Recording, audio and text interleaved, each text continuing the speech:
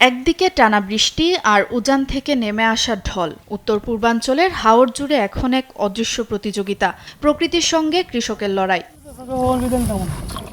টানা ভারী বৃষ্টিতে মৌলভীবাজারের হাওর সহ নিম্নাঞ্চলে পানিতে তলিয়ে গেছে প্রায় ৮৯৭ হেক্টর জমির পাকা বোরো ধান। পানি নিষ্কাশনের জন্য থাকা সেচ পাম্প সঠিকভাবে চালু না থাকায় দ্রুত বেড়ে যায় পানির স্তর।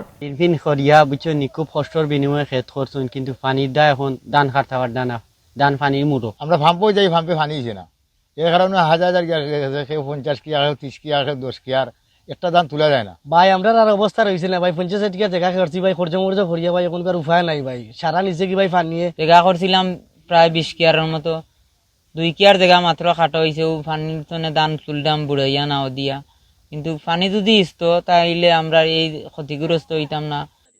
গেল 3 দিনের বৃষ্টিতে নেত্রকোনার ভুগাই কংস নদী, জারিয়া জাঞ্জাইল পয়েন্ট, সোমেশ্বরী নদী, কলমাকান্দা পয়েন্ট, মগরা নদী, নেত্রকোনা পয়েন্টে প্রাক মৌসুমী বিপদসীমার উপর দিয়ে প্রবাহিত হচ্ছে পানি। হাওর অঞ্চলে শতকরা 62 ভাগ ধান কাটা হয়েছে জানিয়ে আরও 1616 হেক্টর জমির ধান ঝুঁকিতে রয়েছে বলে জানিয়েছে কৃষি বিভাগ। ঋণ করি আমি গৃহস্থী করছি, আমার 10 কাঠা ক্ষেত পানি তলে। কত তো হানির তলে পড়ে গেছে, কি করা যাইব, তুলন যেত না, এটা তুলন যেত। সারা বছর কি খাইবো কি করবো, তো আমার একানা সারা আউরে পানি তল হয়ে গেছে।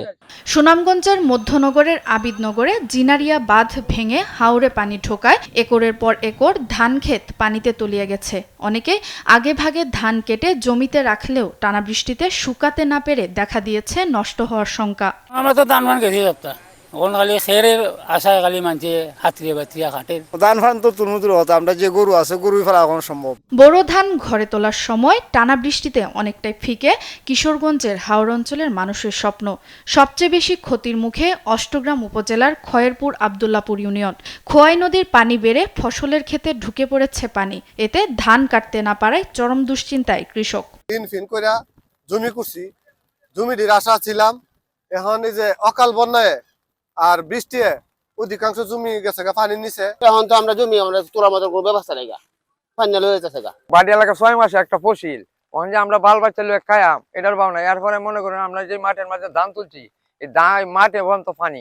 ভারী থেকে অতি ভারী বৃষ্টিপাতের প্রভাবে পানি বাড়তে থাকায় সিলেট, সুনামগঞ্জ, মৌলভীবাজার ও নেত্রকোনা জেলার নদ নদী সংলগ্ন নিম্নাঞ্চলে বন্যার আভাস দিয়েছে বন্যা পূর্বাভাস ও সতর্কীকরণ কেন্দ্র।